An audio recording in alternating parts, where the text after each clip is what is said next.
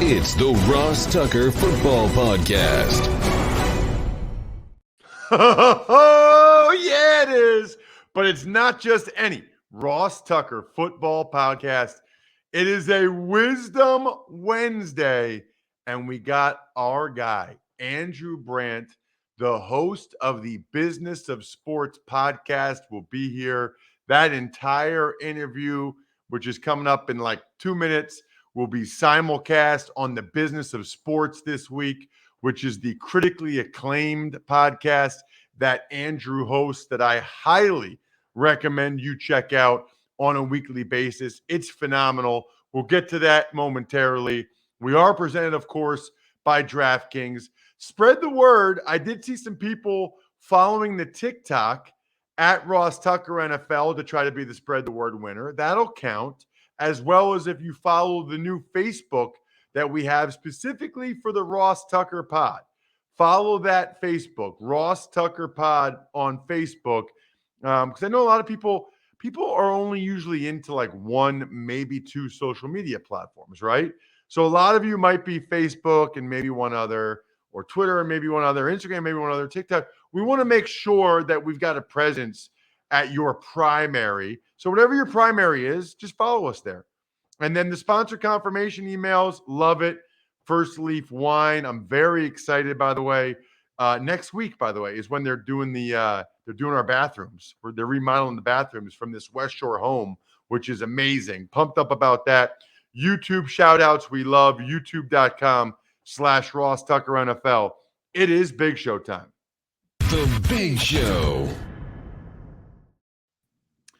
All right. Well, we don't do this very often, but we wanted to do a simulcast between the Ross Tucker Football Podcast Wednesday edition, a Wisdom Wednesday, and Andrew Brandt's Business of Sports podcast this week for a few different reasons. Number one, I don't think Andrew had been on the Ross Tucker Football Podcast in over a month, and I'm missing him. I'm missing talking with him. I love getting his wisdom as he sips on his tea like he is wont to do. The Zen master himself, Andrew Brandt, at Andrew Brandt on Twitter. The other thing is, we want people that listen to the Ross Tucker Football Podcast to know there is this awesome Business of Sports podcast that Andrew does every week that it's just loaded with his wisdom or cool guests or whatever. Definitely check it out. Similarly, there are people that listen to the Business of Sports podcast that don't check out the Ross Tucker Football Podcast.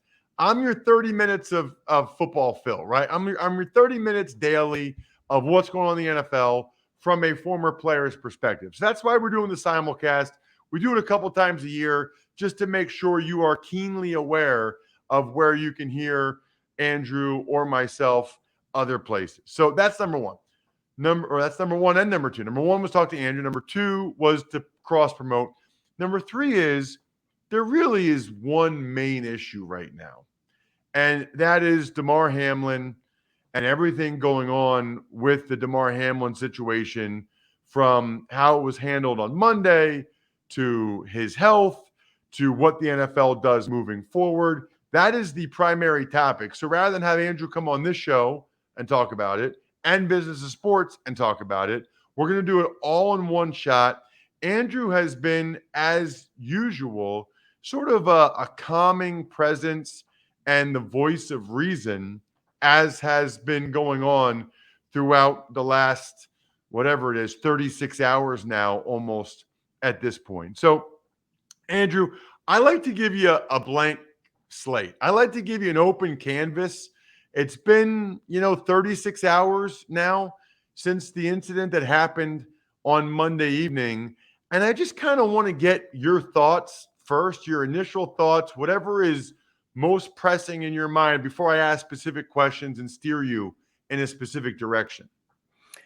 Thanks, my friend. And it is more of a solemn podcast. And it's the simulcast, as you mentioned, because it's the only issue. Listen, I've been around football 30-something years as an agent, as you know, team executive for a decade, and media for a decade. Never seen anything like this.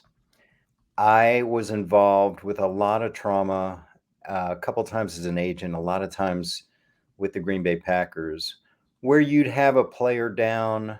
Maybe it was a serious limb injury, leg, ankle, knee, shoulder, etc., or maybe a concussion.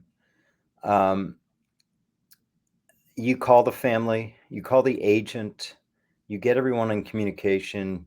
You meet the family sometimes in the locker room, in the training room, at the x-ray room, or maybe even at the hospital as an agent, sometimes as a team executive, but never like this.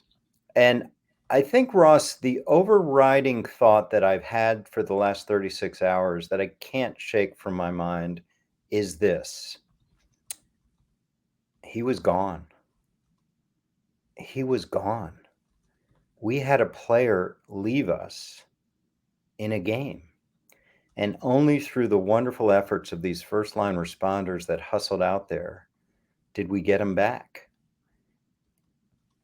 Think about that. He was gone. And that's what's overwhelming my thoughts. We had this. And thankfully, AED, CPR, trained professionals that got out there in an instant. And a shout out to them. I don't think enough is being made of them. When we hired these people at the Packers, and I did some of these contracts, they were overtime. They were people just wanting to be around the team. They worked for local hospitals, local paramedic organizations, sometimes volunteer. They just wanted to help out. And I think it probably was the same in Cincinnati. Shout out to them. A second overwhelming thought, Ross, is that people listening, watching, looking at us right now, fans of yours, fans of mine, every one of us has had trauma in their life. And it sticks with you, right? Seeing my father die, seeing what went on with his experience. You don't lose it, right? You don't lose it. Everyone listening, you don't lose that. The Bills, and let's not forget the Bengals, are going to deal with this. Not today, not next week, next month, next year, 5 years, when they're retired. It's going to happen. And the third thought is, and I know I'm just getting it out. The third thought is, you know this as well as anyone. I liken it to submarine workers. You go in late July, you come out in January. You're around these people all the time. They know your family. They know you. They know you in ways some family members don't. They know Damar, these Bills players, in a way that is so bonded. And they've got to deal with that. So there's got to be a lot of support. Before we even talk about football, there's going to be a lot of support for these Bills players. Counseling, support, mental health, and not just this week. Because this week, everybody's pouring in.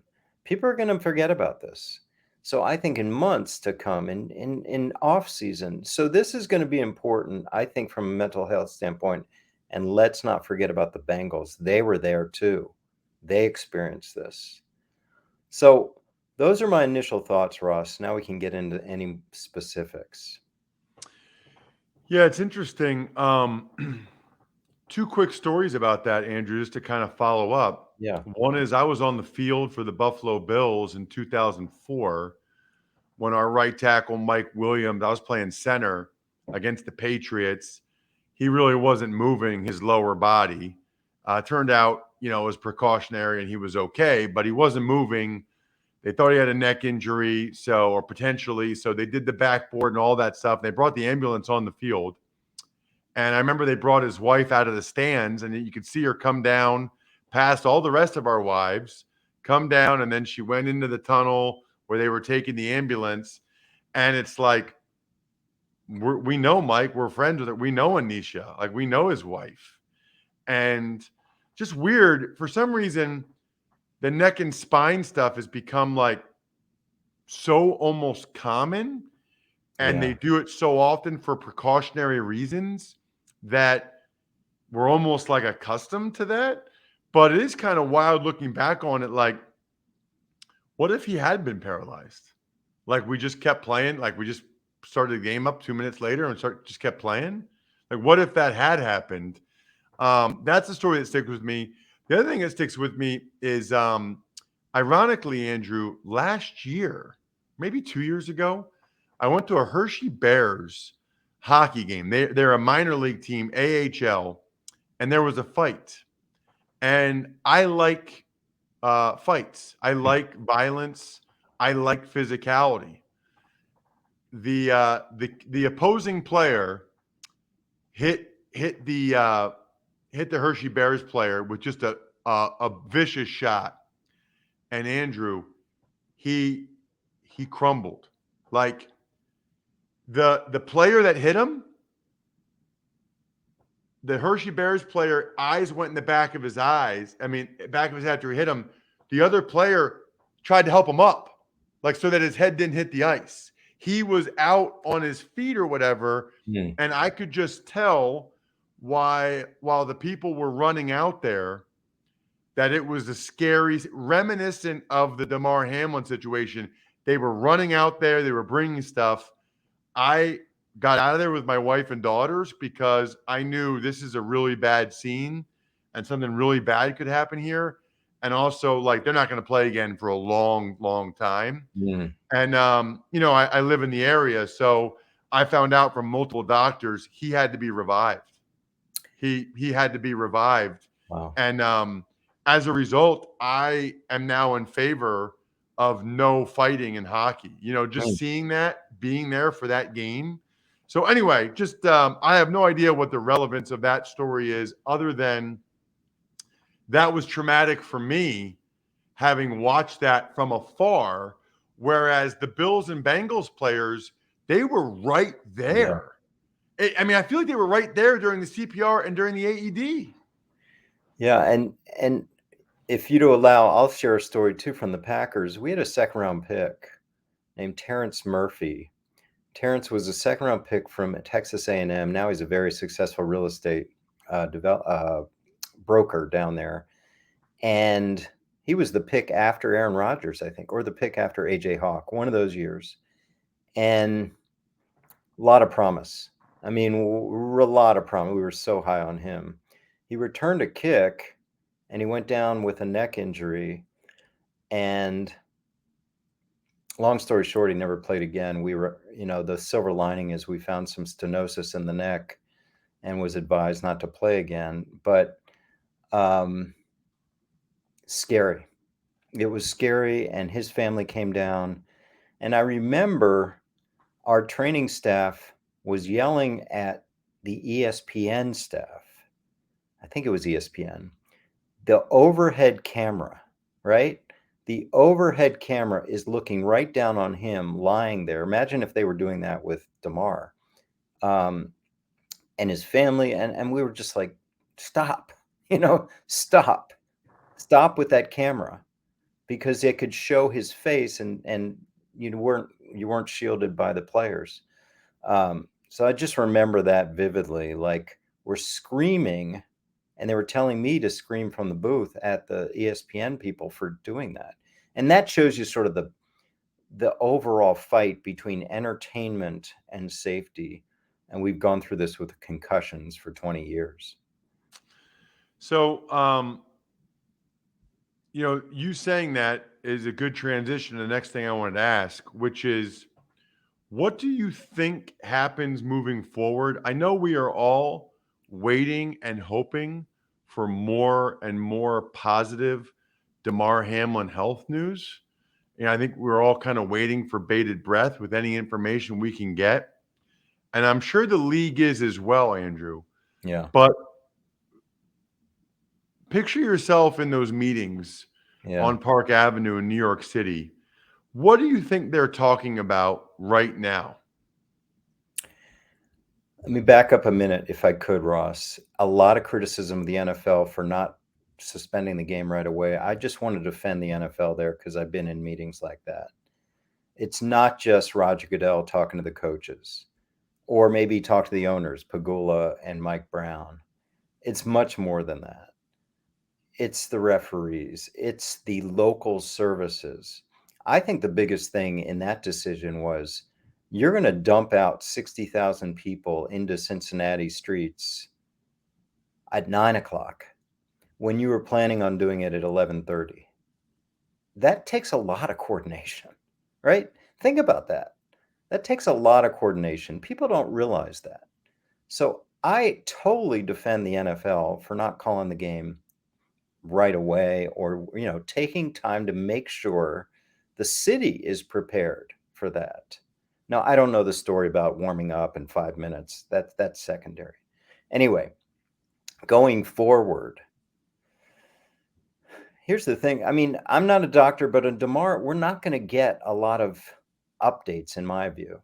We're not going to get, he did this today, or this is a long-term thing. My view. I mean, just talking to people. So the NFL is going to have a hard time making decisions on updates about Damar Hamlin. I don't know. I think what happens in this world is that even 36 hours later, this is all we're talking about, the news cycle is going to move.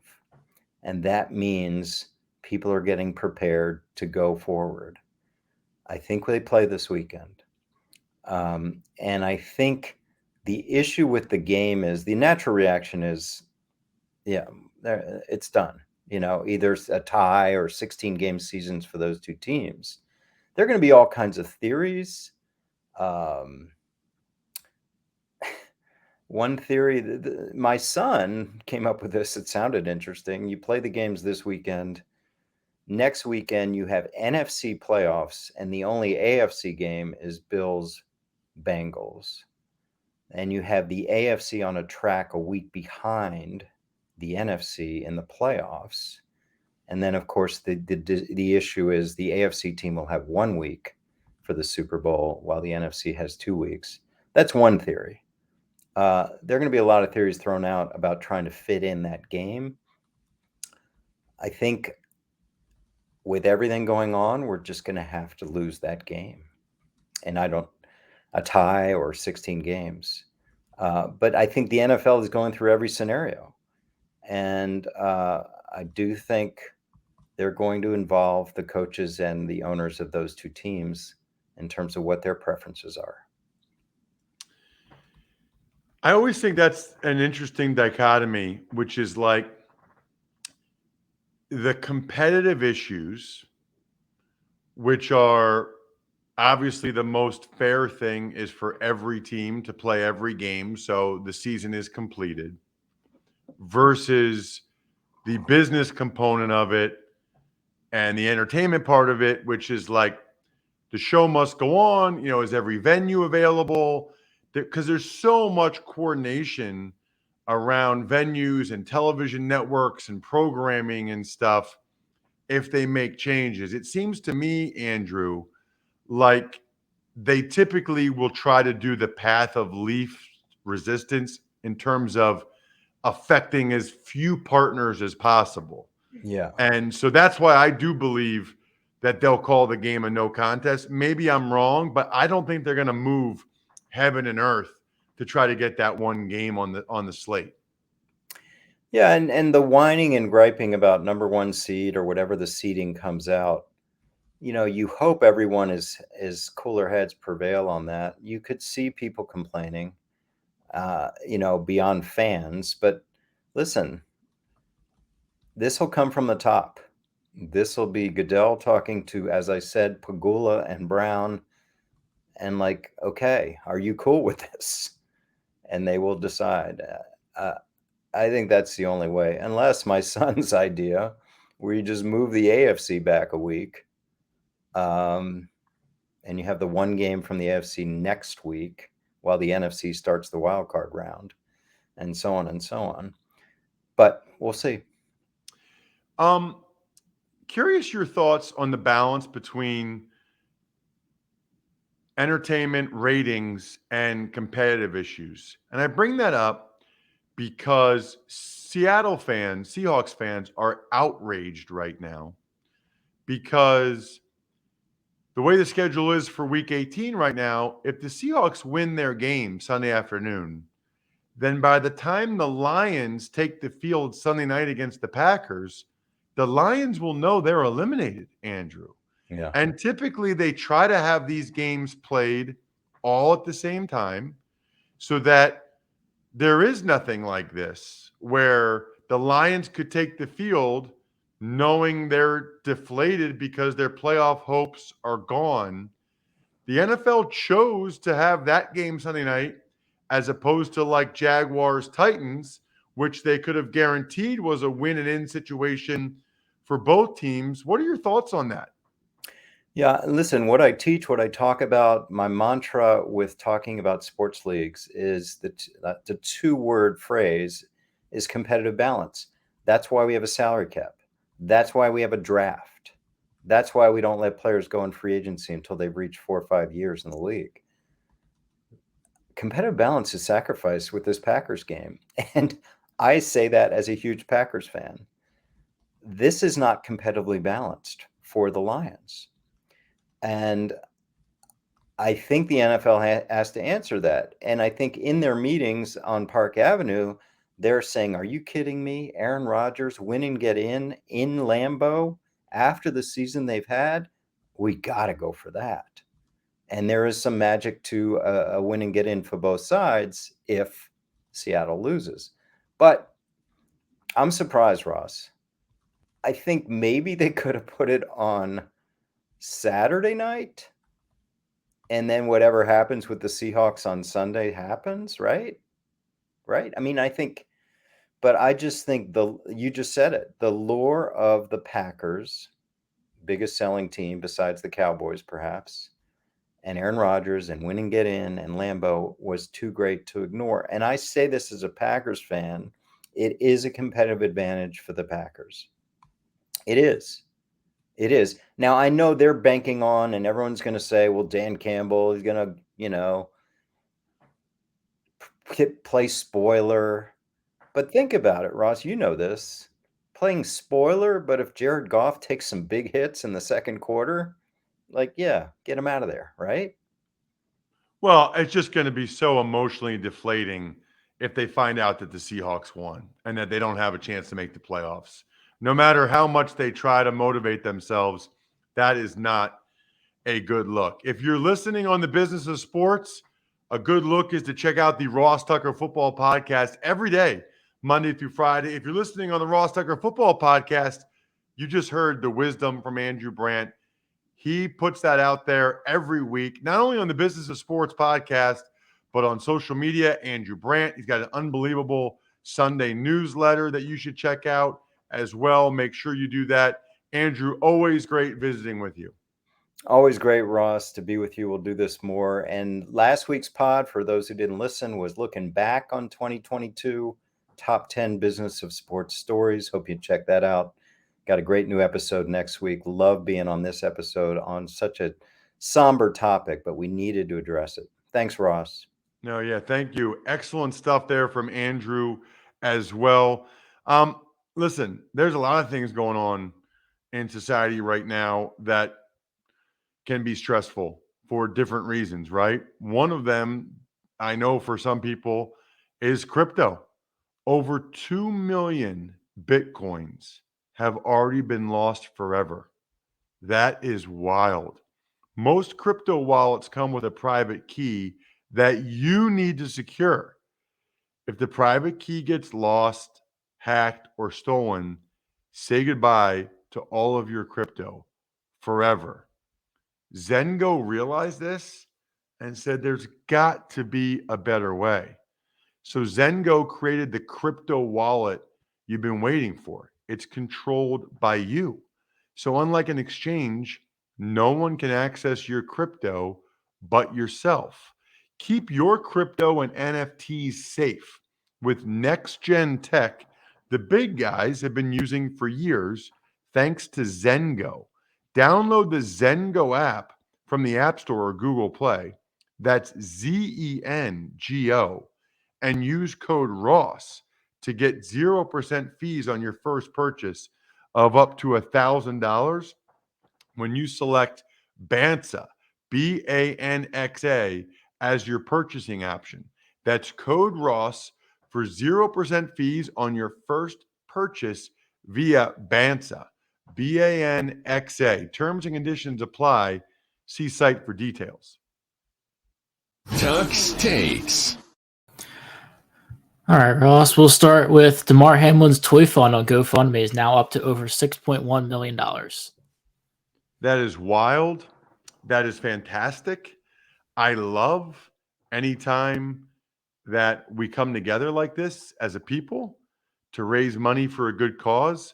I would submit to you that I hope a portion of that goes to the toys, but to be honest, I hope a larger portion goes to getting these AED devices at as many of these potential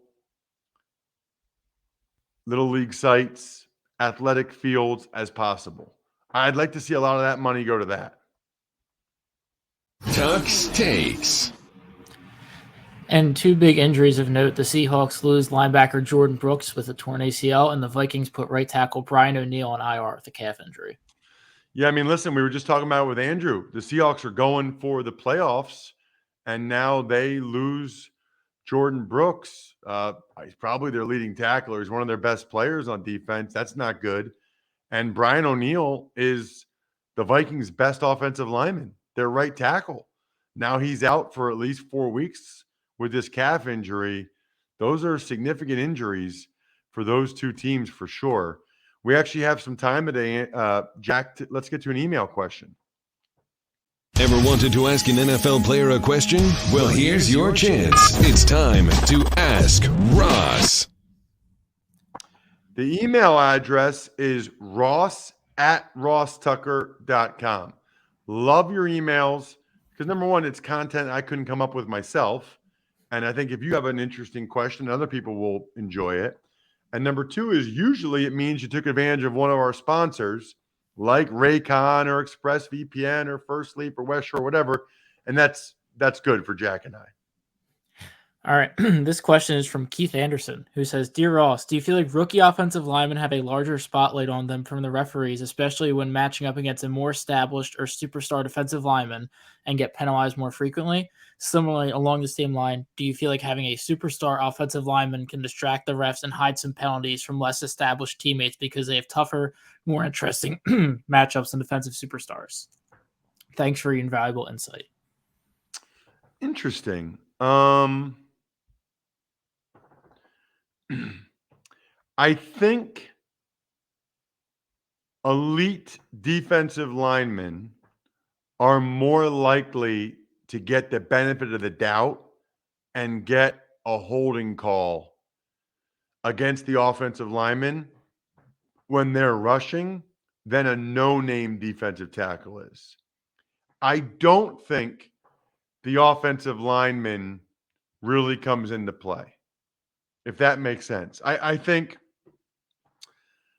the refs are looking for certain things. They're not really even looking for numbers of who the offensive lineman is. They're looking for the hand outside. They're looking for restriction. And I don't think they're taking into account, well, this is Trent Williams versus this is Jack Driscoll or whatever. This is Lane Johnson versus this is Jack Driscoll.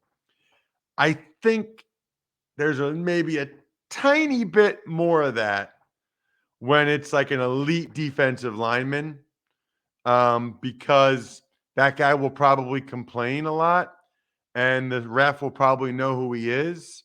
And the ref might even realize, hey, he hasn't had any sacks or anything in this game. He's a pretty good player. Maybe it's because this guy keeps holding him. But I really think it's about seeing the offensive lineman's hands and whether or not they feel like restriction is there, much more so than who the players are involved. So I would say that is minimal, if at all. Good question, Keith. Appreciate that. Shout outs, of course. MyFrontPageStory.com. Never too early to get the best Valentine's Day gift you could ever get a loved one.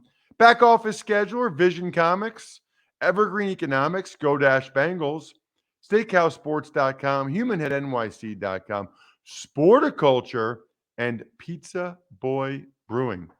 I think we're done here. Thanks for listening to the Ross Tucker Football Podcast. Make sure to also subscribe to the Fantasy Feast, Even Money, Business of Sports, and College Draft. All available at Apple Podcasts, rosstucker.com, or wherever podcasts can be found.